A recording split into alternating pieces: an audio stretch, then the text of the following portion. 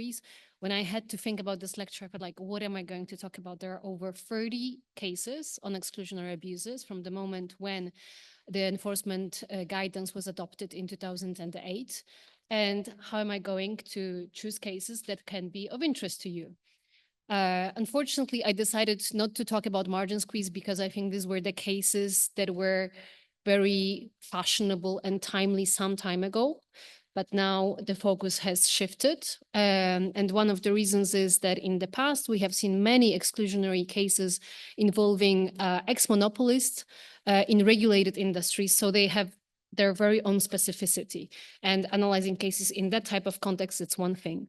But what we see today, or what we see recently, is that there are, as Professor Wish has explained yesterday, more cases where you see the application of 101 and 102 together, because exclusionary conducts have also some parts of an agreement. That's one thing. And second, exclusionary abuses by firms which have become dominant because of their innovative superiority. So not regulated firms that were protected by the state, but really firms that offer what competition is supposed to bring to consumers: lower prices, better quality, and so on. It's actually a coincidence that my very first poll question is related a little bit to what Sven was talking about. So it's about clarity and consistency, or rather lack of it, being an issue in the enforcement of exclusionary conduct.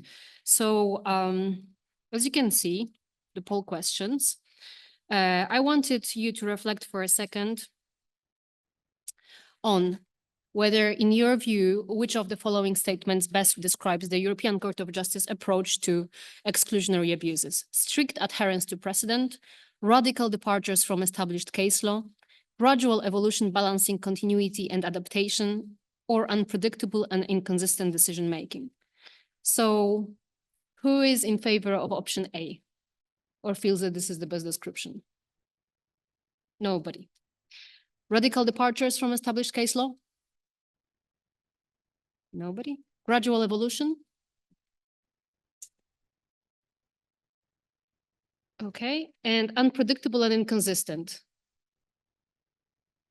Nobody? Because I feel like many people didn't reply, and I was expecting that some people would say unpredictable and inconsistent, and then I would have a really like a battle between C and D, but I see that this is not the case. Okay, so let me now move to the next slide. And these are some quotes from, I found it a very informative article from José Luis da Cruz Villasa, who was one of the judges sitting on at the European Court of Justice in the Intel case. And what he's saying is that we should not expect an unambiguous line of reasoning in judgments concerning the same field of competition law. We should not expect a monolithic body of jurisprudence obeying a single pattern of decision-making or a unique conception of law. At the same time, existing case law acts as a precedent and has a very strong authoritative model. So whenever the court wants to depart from established case law, it must do it in a transparent, duly motivated, well-reasoned manner, so that, of course, legitimate expectations of firms can be respected. And that approach seems to me very reasonable. And the judge also highlights that judges must permanently listen to changes in the social, economic, technical, and political environment. Of course, it makes sense because, as we can see, the world changes a lot, and we live in a hyper-connected economy, very much data-driven, which poses significant threats also to our democracy. So we cannot have a case law being completely disentangled from realities in which we live, but of course, it has to provide legal certainty to firms. Therefore, the challenge for evolution of case law is to balance predictability with adaptability. Sorry for my voice. So as I said, it's not possible to discuss all the cases. There are over 30 of them that have been issued in approximately 15 years since the enforcement guidance has been published. One of the major concerns about the case law is that it is partially dysfunctional. So the way I decided to approach this lecture is to pick up some cases that will show something about the general principles in competition law, and then focus on pricing abuses and the evolution from cost-based to effect-based analysis, and in particular, the discussion of cases post-Denmark and Intel, and non-price abuses in the digital era, in particular Google Shopping and Google Android. Then I would discuss what patterns we can observe that are emerging from those cases and conclude on the impact this evolution might have on future enforcement. This is just a short reminder of the objectives of this lecture that you should find on the platform, so I'm not going to go through them. So before we go to the cases, what I want to briefly discuss is how we can categorize different exclusionary abuses or 102 cases. So we can have exclusionary or exploitative abuses. By the way, this methodology or approach is taken from an article written by Giorgio Monti, who was also a professor here. And it's an article about the Intel judgment, but he kind of proposes this methodological approach. So two big categories are exclusionary and exploitative. And of course, they also can be harmful to the internal market. Then underneath, we have categories of exclusionary abuses, which can be foreclosure of rivals in the same market or leveraging that can be either offensive or defensive. So I either want to protect my position in one market or I want to expand this position into another related market. Forms of exclusionary abuses can be varied, and we can see some of them. And these are those cases where generally we have a specific legal test. But of course, there are those other cases where we do not have a specific legal test, which raises significant questions about how to conduct analysis of effects and how to approach those cases in general. Article 102 has an open-ended wording, which means that while it mentions some, it doesn't mean that other forms of abuses cannot be found to be in violation of Article 102. Of course, the issue is that sometimes it can be just a question of semantics, because as a competition authority, you may see a specific conduct and you may feel like, or am I going to treat it as margin squeeze or predatory pricing? Because maybe I could do both. But applying predatory pricing in a vertical setting may be more difficult. So maybe I will go for margin squeeze, which is perfect for a vertical setting. Or am I going to treat something as margin squeeze or discrimination? And in doing that assessment, sometimes competition authorities or the commission have been accused of abuse shopping. So basically choosing a theory, which makes it easier for them because of the evidential burden of proof. But sometimes they are free to do to choose whichever theory suits them better, as long as they can deliver. So as long as they can find that the conduct corresponds to the legal test that has been established.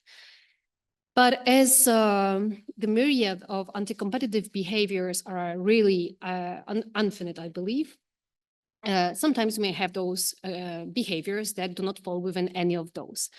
And the judges are terrified. This also comes from the article by Judge Cruz-Villaca. Judges are terrified when they have to confront themselves with a conduct that doesn't neatly fall into one of those categories. Because when it doesn't, of course, they have to go much more in depth into the effects. And if we look at the evolution of case law, we would see that in the past, the commission had enjoyed much more the margin of discretion, and the courts were more restrictive in their verification of economic assessment. But nowadays, they go much more in depth into what the commission does in this economic assessment. And last but not least, there is, you often hear with respect to Article 101 about the object versus effect distinction, and you do not hear about that in the context of Article 102, but the way it has evolved, we would see, I would hope to show you that we actually have implicit this distinction also in 102. Okay. Again, this is just for your material.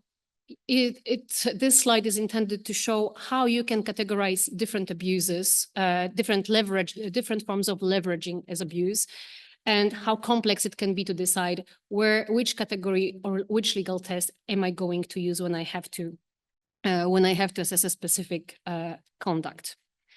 Now, as I said, the problem with enforcement of Article 102 was that it is accused of being partially dysfunctional.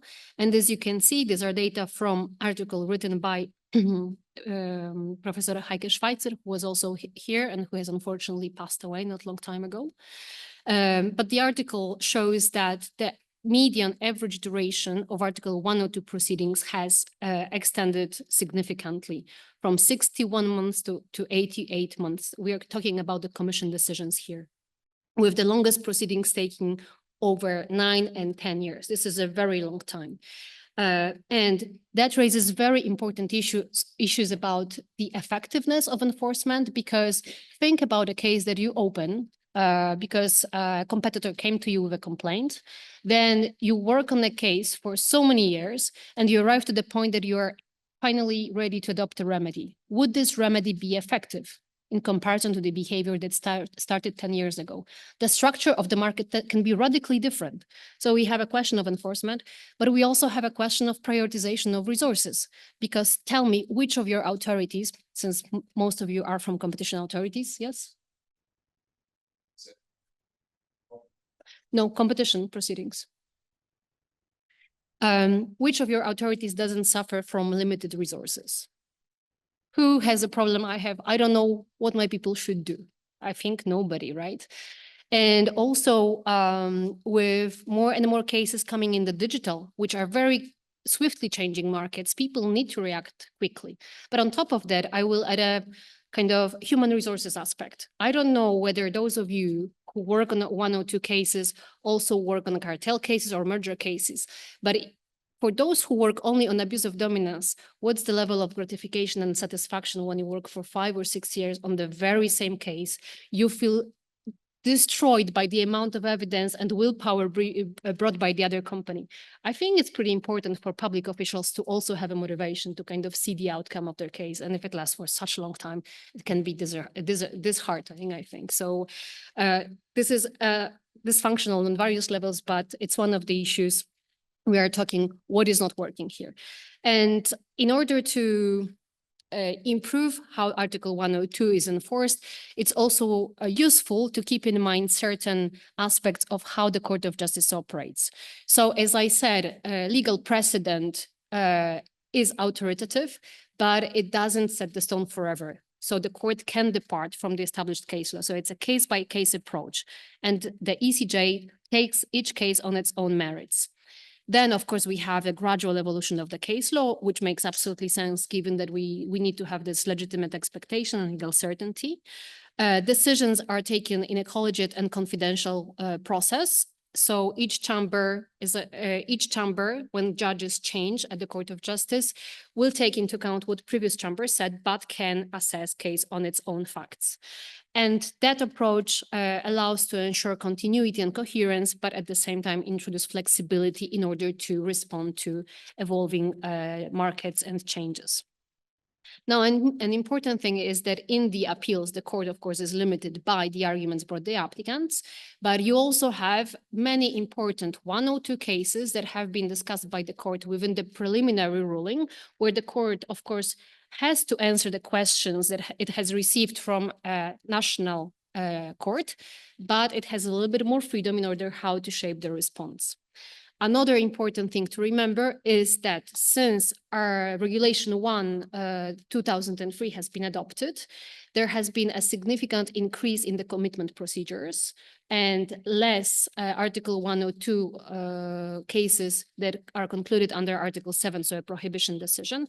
So if we want to look at the real evolution of what happens with 102, we also have to take into consideration commitment decisions, which, as you can imagine, as far as I'm aware, are not being challenged in court. I don't know whether, do you know about any commitment decision that has been challenged, considering 102?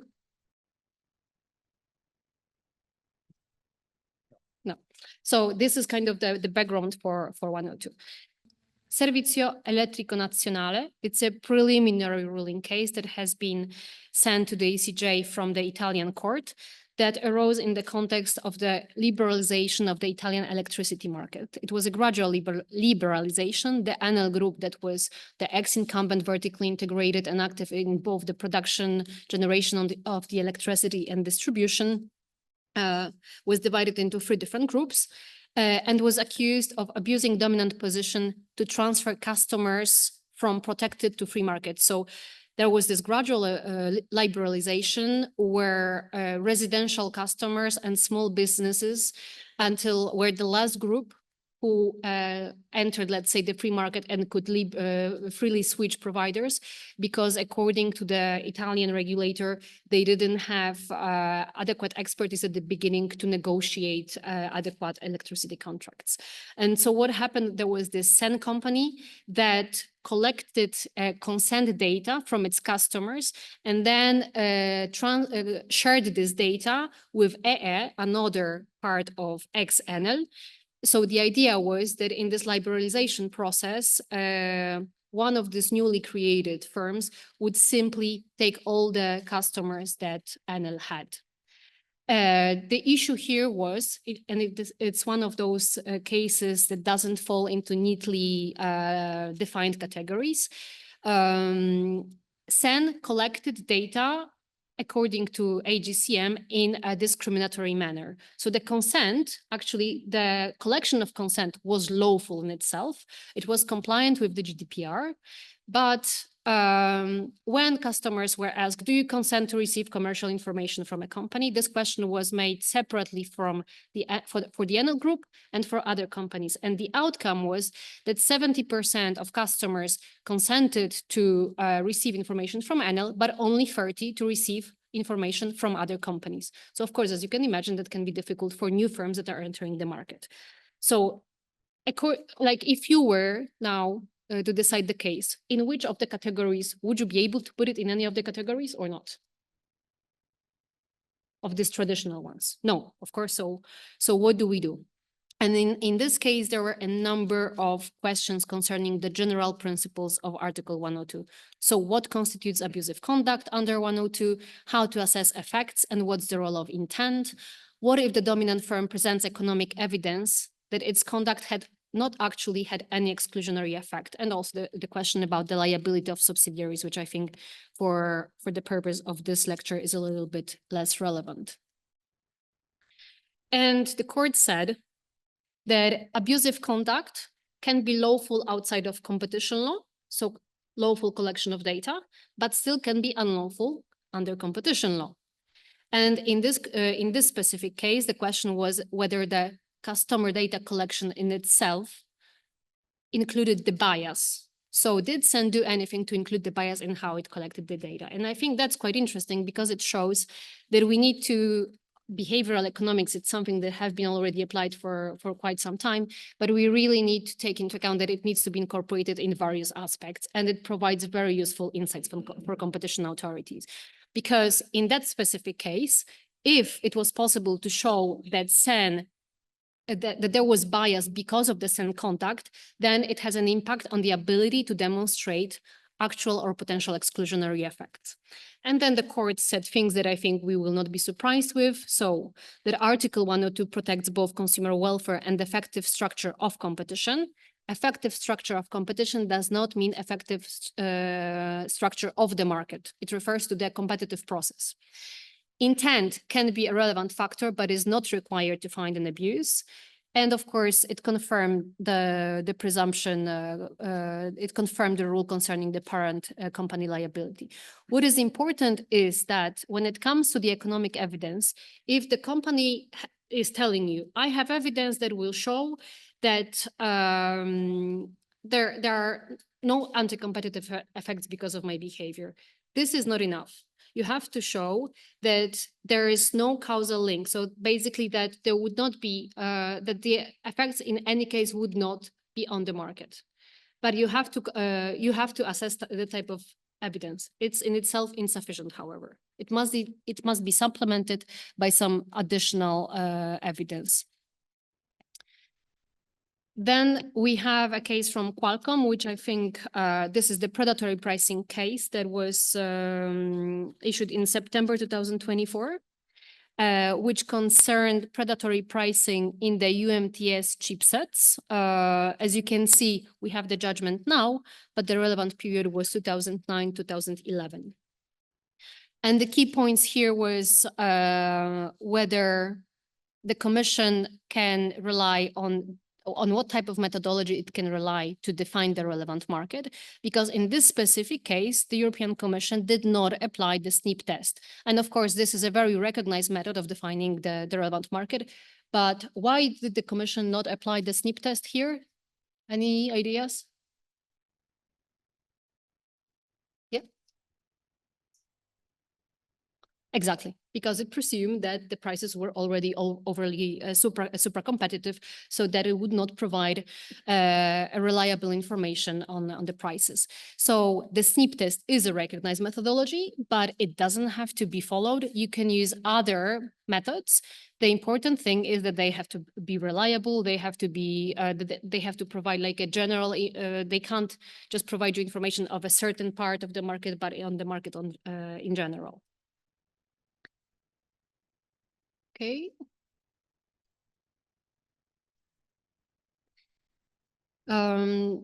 So as I said, the Commission is not obliged to carry out the SNP test. It's one of the methods. Other valid methods are recognized, but also that there is no rigid hierarchy when it comes to which method is going to be used. Okay.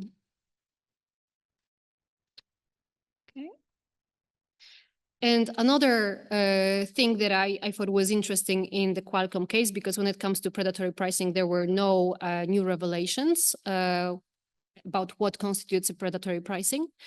The decision mentioned the concept of the chain of substitution. Are you familiar with that concept? Do you use it in your cases often? No? Chain of substitution is something that was, for example, used in the old telecom cases. So you can have, imagine you have a narrowband and broadband, and generally the market is going towards broadband, but still broadband is not offered everywhere. So you would have people using one or other technology. Do they fall within the same market?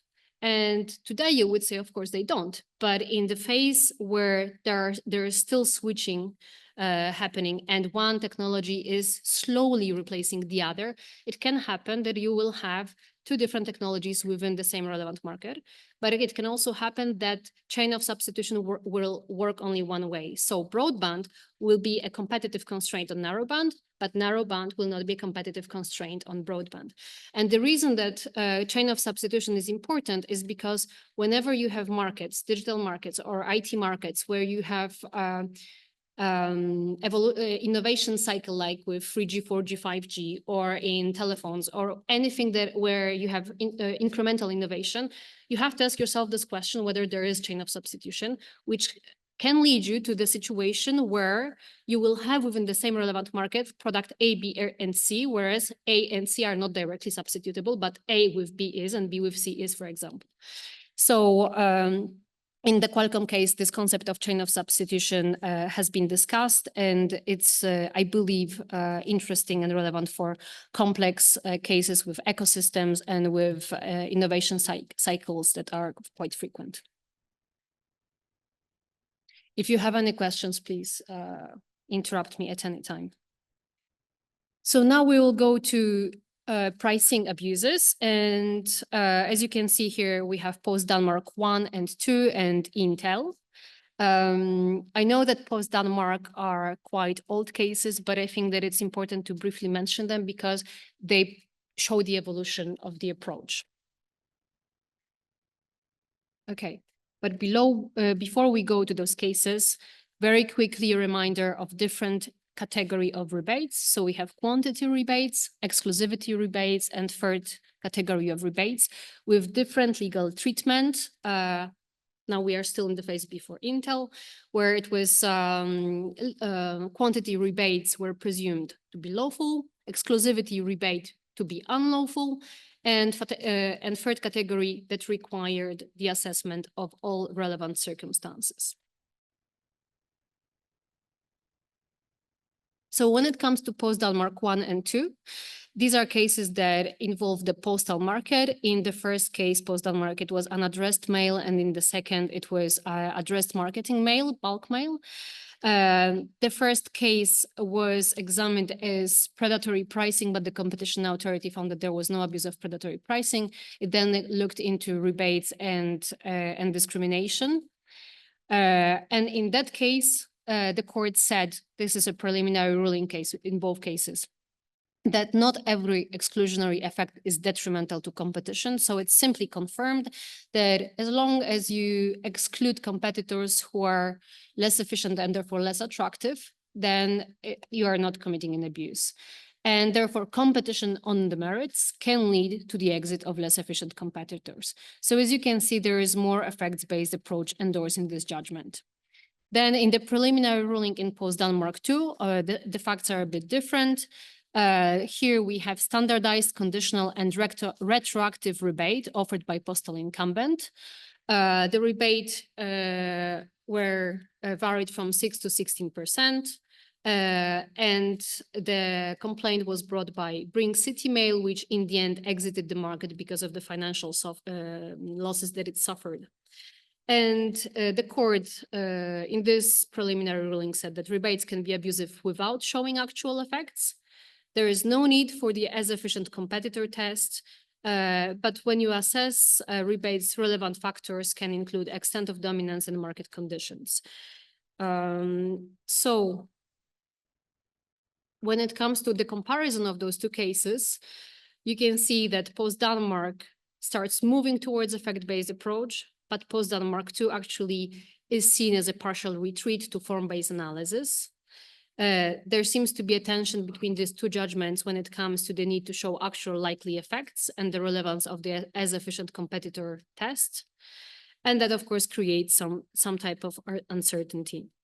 In, I can't remember whether it was Post-Denmark, it was Post-Denmark 1, where, let me just come back to this for a second, where discriminatory rebates were granted to two companies. It was shown that the competitor actually managed to recover 2 out of 3 customers that it lost. So it was, as I said, unaddressed mail, and there were 3 companies that constituted like a major customer, and the competitor lost 3 of them, but managed to recover 2 of them. So you could then ask yourself, if I show you the evidence, know that if I impose Denmark and I tell you the competitor lost those 2 companies, but that got them back, is there an abuse? Is it sufficient to show that I managed to recover my competitors?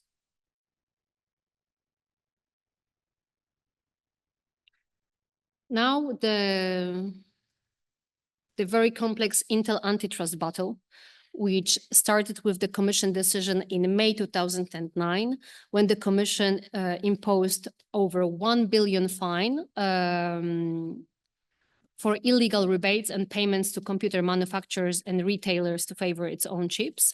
Then we had the General Court judgment. Then the Court of Justice referred the case back to the General Court, criticizing the General Court's analysis. Then the General Court again issued a judgment in 2022, annulling its 1 billion fine. And in 2023, the Commission adopted a new decision, not on the rebates, but on the naked restrictions, which because it said that the part that concerned the naked restriction, which was aimed at delaying the sale of competitors of AMD's chipsets, was upheld despite the Court of Justice judgment. And the Commission imposed a new fine. And again, Intel appealed, but the appeal is ongoing in that particular case. So that's the chronology of the case. And what happened here is that, first of all, the Court of Justice assessed this case in the Grand Chamber, and that doesn't happen often in competition cases. Grand Chamber means that you have at least 15 judges dealing with the case. And in that specific case, the court said that Hoffman-LaRoche case needed clarification. And now we've heard today that the Intel has changed the case law. Views on that are very different because, for example, Advocate General Val, in the opinion in this case, said that actually the case law was more nuanced. And also Pablo Ibáñez Colomo is saying that this Intel case didn't really change the case law, but has provided some clarification. So I think there is disagreement on what is the actual impact. But what we can see with the Intel judgment is that exclusivity rebates are not per se abusive. However, if the commission analyzes the effects, so if the foreclosure capability is contested, it must consider all the applicant's arguments. And what happened here is that the European Commission has actually said that these rebates are prima facie abusive, but it nonetheless engaged in a very detailed examination of the effects, including the as efficient competitor test. And as you can see, the analysis of the as efficient competitor test took 151 pages, nearly 30% of the entire decision, and I think around 60% of the part dealing with the abusive, with the conduct. But apparently it took, first of all, 2 years to conduct the as efficient competitor test. And one of the criticisms with the as efficient competitor test was, in fact, that in some settings, it's simply not feasible. It is used in pricing abuses like predatory pricing and margin squeeze, but outside of that, it can be problematic for a number of reasons. Also because, as we have mentioned earlier, it provides the dominant firm some type of certainty because it can itself assess whether its prices are fine. But if the as efficient competitor test would have to be used to the assessment of quality or innovation, am I innovative enough? Then would it be also feasible for the dominant company to apply? So as efficient competitor test can actually, depending on the setting or the type of abuse to which it is used, produce both type 1 and type 2 errors. Oh, sorry, I was, yes, so that's about that. In that case, it's important that, of course, Intel invited the court to revisit the case law on the rebates, but Advocate General Val said, yes, we should reject the idea that exclusive rebates are per se abusive. So, of course, we could spend the entire day talking about the implications of the Intel judgment, about the case itself. But if we had to briefly summarize what were the most important aspects, it would be that it moves away from the per se prohibition of exclusive dealing and loyalty rebates. It requires more effect-based analysis, even by so-called object abuses. It also makes it more difficult for the Commission and competition authorities to find an abuse. So when the capability of a rebate is questioned by the company that it cannot produce anti-competitive effects and the company brings evidence, the competition authority has to assess this evidence. The Court of Justice didn't say clearly whether the as efficient competitor test has to be applied. So the outcome of that is that the as efficient competitor test gains relevance, but it does not seem to be mandatory. It is used in those pricing abuses, and can be informative, but as I said, it can lead to both types of error depending on the context. Then a big part of academic discussion concerning this case and many others with respect to effects is whether there is a difference between capability threshold and likelihood.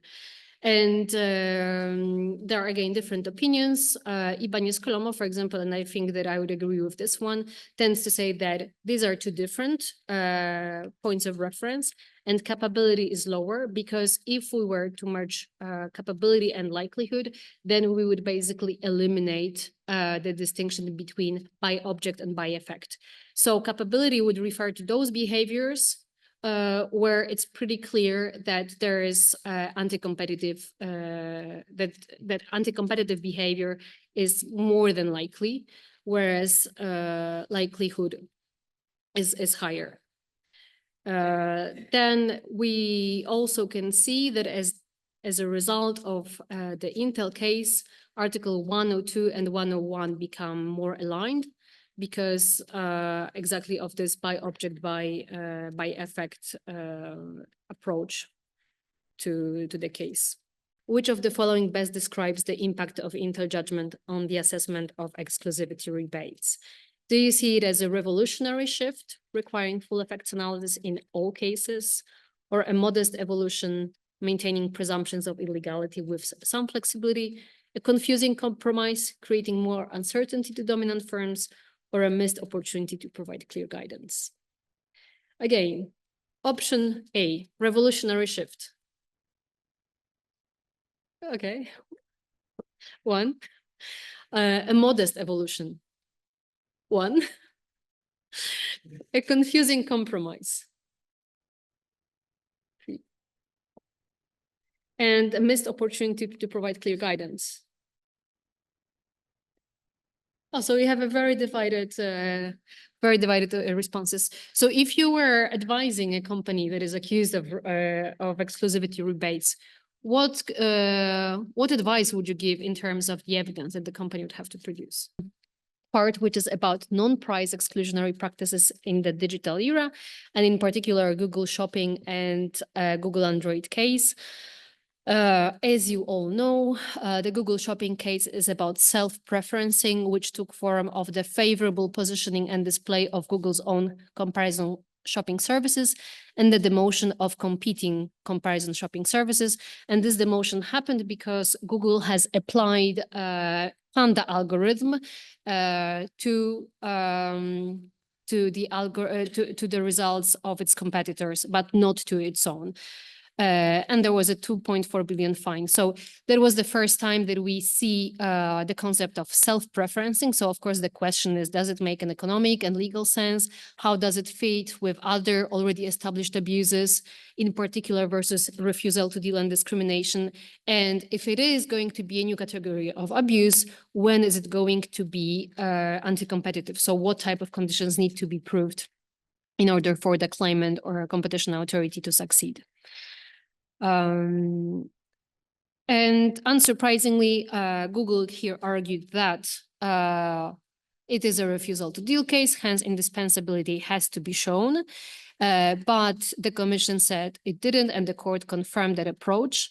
An important question here was also raised about whether there is a link between the remedy that is going to be imposed in the case and the type of abuse.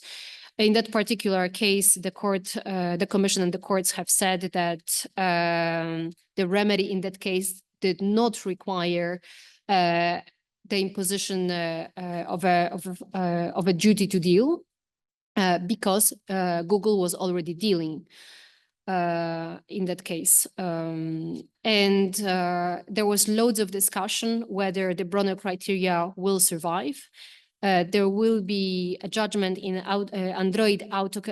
Google Android case, which is a preliminary ruling case from Italy again, and there is already Advocate General opinion on that case.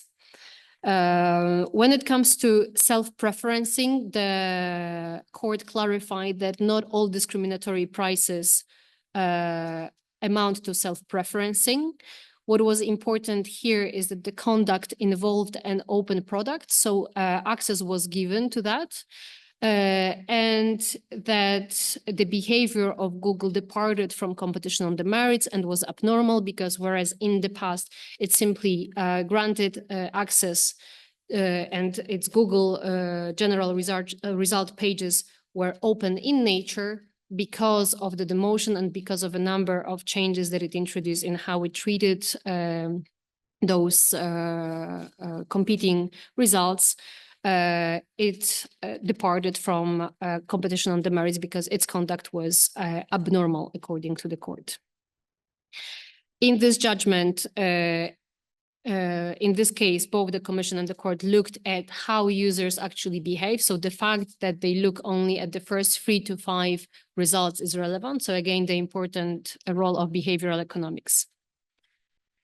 Interestingly, in the commission decision, the commission said that the conduct here actually amounted to leveraging, and that leveraging constitutes a well-established independent form of abuse falling outside the scope of competition on the merits. Didn't the Commission say that? And I was surprised because I thought that the General Court and the Court of Justice wouldn't be that lenient, but actually both of them said that first, the General Court said leveraging is a generic term in relation to the impact which a practice identified on the market may have on another one. It can constitute an abuse, but the Court of Justice actually found that the Commission, yes, had looked at the leveraging, but had also looked at how this leveraging was implemented, therefore demonstrated that leveraging was implemented because of this preferential display and demotion and so on. So I thought that the Commission here should have received a harsher treatment for saying leveraging is a well-established independent form of abuse, because this can be found in the decision in paragraph 649. On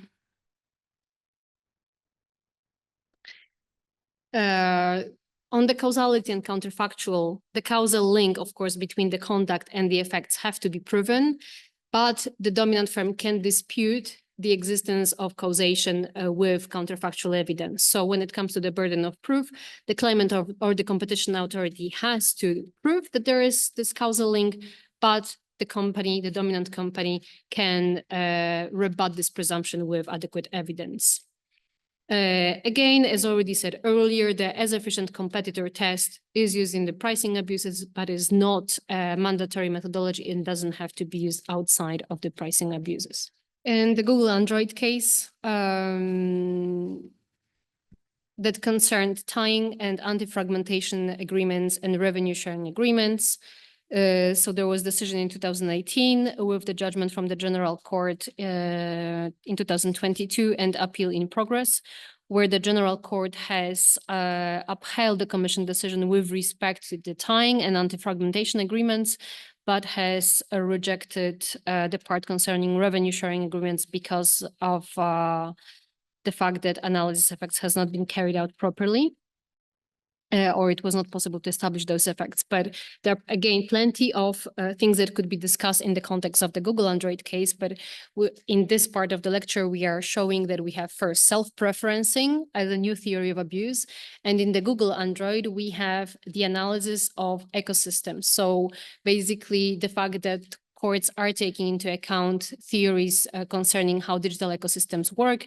And in particular, in that case, the court has recognized that when you have a digital ecosystem, different products or services which form part of the relevant market may overlap or be connected. Multi-level or multi-directional analysis may need to be needed. When it comes to the assessment of the competitive interaction between the Play and the App Store, they do exist within the respective ecosystems. So all these things are taken into account. And of course, this is one of the first cases where we have the analysis of an ecosystem. And I think that probably plenty of things can be criticized or can be improved.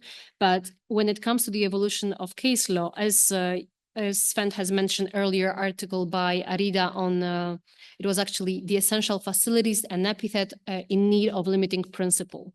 And I think that what happens is that when markets evolve, when we have more advanced economic models, when we can understand markets better, or where markets change, or simply when we have a better understanding of ecosystems due to insights from the management theory, courts and competition authorities will have to take that into account. But of course, this is a learning by doing process. And sometimes at the beginning, they may adopt a new concept in an overly broad manner.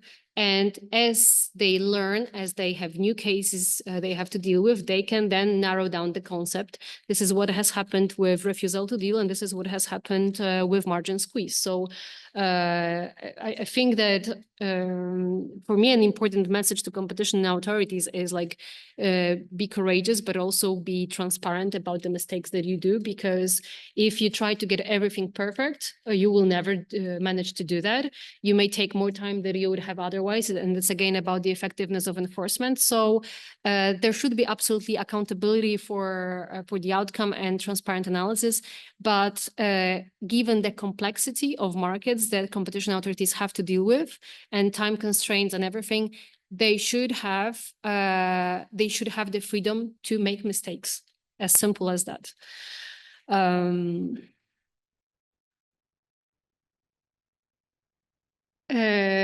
So coming back to the ecosystems, there are a number of other interesting aspects about this Google Android case, which is about the analysis of ecosystems, multi-sided platforms, the application of a kind of a different version of the SNP test to assess also decreasing quality, the open source aspect of Android and so on. So what is important is simply to show that we may have traditional theories under Article 102, and some of them will be adopted. We will have some new theories, and all that will, of course, have an impact on the complexity and also on the length of proceedings. So the important thing is to find what is the workable approach to enforcement in 102, given those complexities.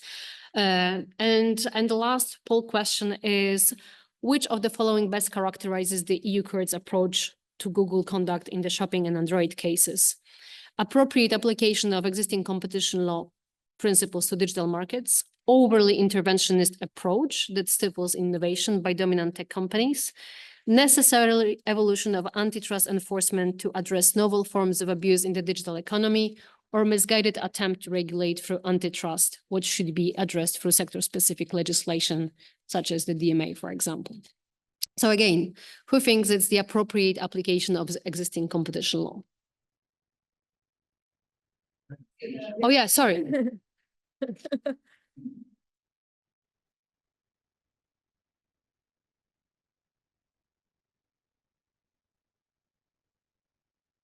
Anyone? No? Nobody. Appropriate application. Overly interventionist approach. Necessary evolution. Necessary evolution. Misguided attempt. So then it means I didn't include any correct option because most of you didn't reply. So how do you see the Google decision? Do you think that, was it possible to assess Google as other form of abuse? Like, do you agree with the fact that self-preferencing is like couldn't be treated as discrimination, or if it was not treated as discrimination, why not? When it comes to the emerging patterns, there is, of course, this big debate about whether Intel has fundamentally changed how courts approach economic evidence.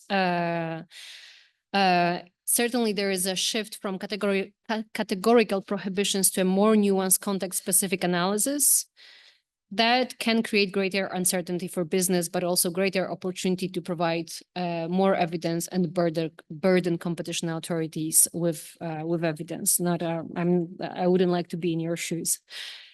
So we want to have a more workable enforcement, but for sure it will be a more complex enforcement. As I have mentioned, Google Android and Google Shopping show that traditional concepts can partially be adapted to new context. Let me just mention about the Google Shopping case that when it comes to refusal to deal cases, there's loads of different terminology that is used. So we have seen outright refusal, constructive refusal, passive refusal, active refusal. And I think that this lack of consistency in the terminology that is used is very undesirable, because the commission knows what are the judgments. The judgments can see the commission's terminology, and using in every subsequent decision like different terms, for me is an issue. And for instance, in the Google Shopping, the Court of Justice judgment, which was delivered in September this year, didn't have to analyze this reference to active versus passive refusal, because it concluded that the Bronner criteria in the first place did not have to be analyzed in that context. But I remember that when I was reading those judgments, I really find every case a different terminology. And I think coherent language is very kind of not only good for companies, but also makes life easier for competition authorities and the judges. So, so that's it. Then when it comes to evidence and proof, Standards of proof seem to differ across various types of abuses. For traditional abuses, clear economic evidence is required. For novel abuses in digital markets, court appeared to more willing to accept circumstantial evidence of likely effects. Intent is relevant, but in itself does not prove the existence of an abuse, but is one of those additional elements that can be taken into account. So as we have mentioned in margin squeeze cases, indispensability is not necessary, but when it exists, it in kind of strengthens the analysis of anti-competitive effects. So overall, we see that while courts are moving away from per se rules, they haven't abandoned these presumptions entirely. So I think we have discussed that enough. And when it comes to conclusions,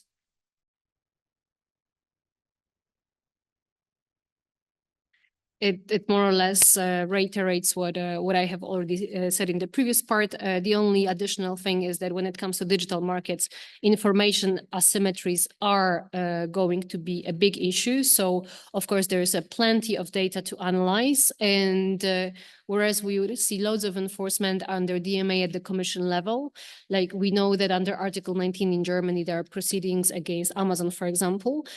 So when national competition authorities have to deal with cases against big tech, that requires loads of specific technical skills and data analysis.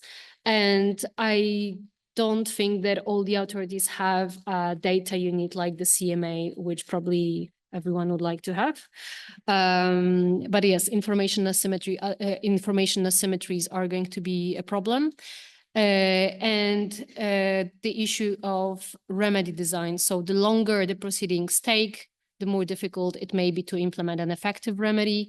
Then implementing remedies in fastly evolving, highly innovative markets is also a problem. As I said at the very beginning, before we had abuse of dominance cases against ex-incumbent and regulated markets, but now we see we have Qualcomm, we have Intel, we have Amazon. These are all companies that have been highly innovative. So the problem here is about finding a remedy that will balance the need to protect innovation with the need to punish an abusive behavior. So that's another challenge. So when it comes to the future evolution, I would expect to see that legal standards will be evolving, because as Judge Villasa from the Intel, who was in the Intel judgment said, judges have to take into consideration evolving technical, economic aspects of the market. As Marco has mentioned, there will be the DMA that might have a big impact and partially decrease the burden on the commission when it comes to big tech. And definitely there will be more pressure on the competition authorities to develop new analytical tools and expertise. So with that, I can conclude. Thank you.